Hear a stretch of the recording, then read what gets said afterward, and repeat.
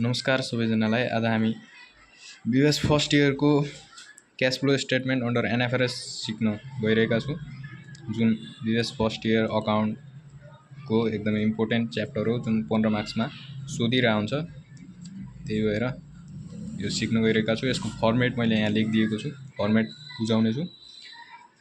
एकदम इजी छ, त्यस्तो गाह्रो केही छैन। एनएफआरएस जस्तै हो, सेम एनएफआरएस जस्तै हो। यहाँ केही पोइन्टहरू छन्, तिनीहरूलाई पछाडि नोट बनाएर यहाँ राखिदिनु मात्रै पर्नेछ, अरू त्यस्तो केही गाह्रो छैन।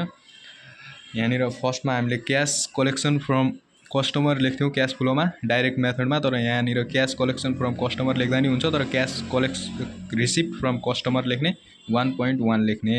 यसको नोट यसमा आउने सेल्स अनि फिक्स करेन्ट एसेट्सहरू पछाडि नोट बनाएर ठ्याक्क त्यसको अमाउन्ट जोडेर जति हुन्छ त्यति यहाँनिर राख्ने हो। अनि त्यसपछि क्यास पेड टु सप्लायर्स, उता हामीले डाइरेक्टमा पनि क्यास पेड टु सप्लायर नै लेख्यौँ। यहाँ 1.2 गर्ने, नोट बनाउने, नोटमा यहाँ पछाडि नोट बनाउने। हेर्नु नोट यहाँनिर cash receipt from customer note बनाए। यहाँ त्यसमा उसमा हामीले त्यहाँ फर्मेटमै लेख्थ्यौँ, तर यहाँ नोट बनाएर यसलाई ठ्याक्क यहाँ जति बराबर आउँछ, यहाँ टोटल कति आउँछ त्यसलाई लिएर ठ्याक्क क्यास रिसिप्ट फ्रम कस्टमर 1.1 लेखेको छ नि, त्यसमा लगेर राखिदिने। जस्तै यहाँनिर सेल्स रेभेन्यू, उसमा सेल्स रेभेन्यू त्यसमै फर्मेटमै लेख्थ्यौँ। Increase in account receivable, bill receivable माइनसमा हुन्छ।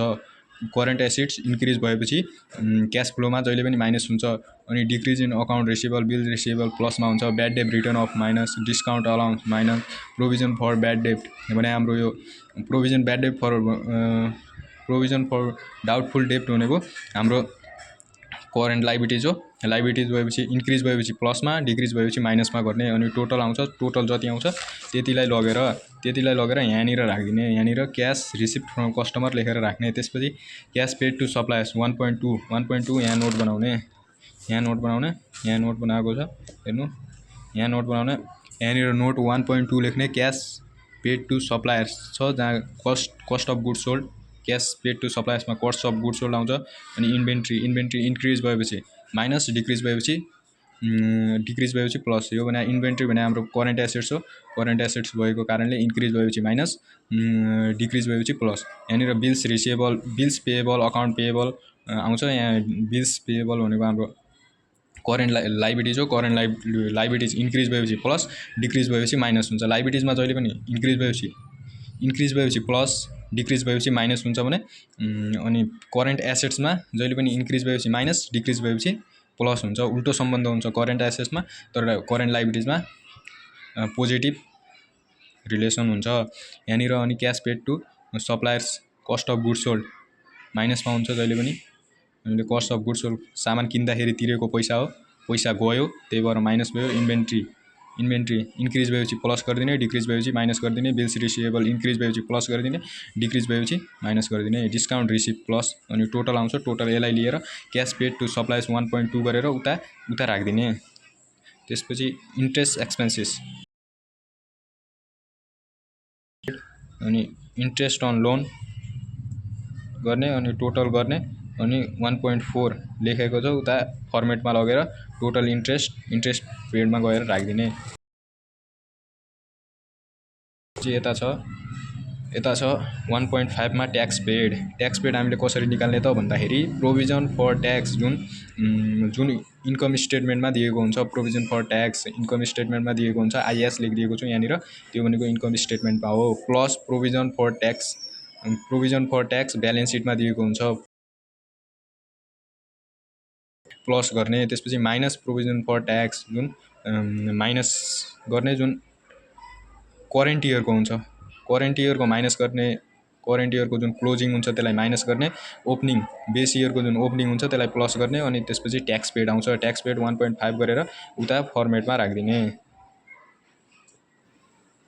त्यसपछि अदर इन्कममा रेन्ट रिसिभ, कमिसन रिसिभहरू जे रिसिभ छन् त्यसलाई लगेर राखिदिने।